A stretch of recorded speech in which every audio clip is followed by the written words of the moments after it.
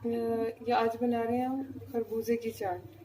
तो मेरे पास अभी जो चीज़ें अवेलेबल थी मैंने उन्हीं से ही चाट बना ली है। तो ये 2 खरबूजे मैंने बारीक चॉप कर लिए हैं और ये 3-4 खजूरें ये भी चॉप कर लिए हैं। ये स्ट्रॉबेरी है, तकरीबन 1 पाव स्ट्रॉबेरी होगी, इसको भी मैंने बारीक चॉप कर लिया।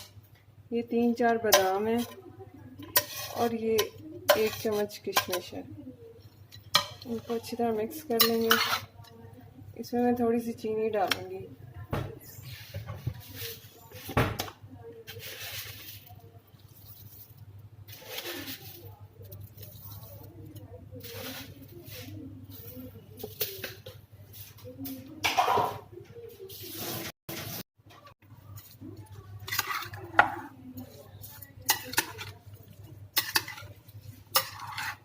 चीनी डाल के अच्छी तरह मिक्स कर लेना है और इसे फ्रिज में ठंडा होने के लिए रख दें, क्योंकि अभी तो अफ्तारी में टाइम है, इसीलिए मैंने पहले तैयार कर ली है।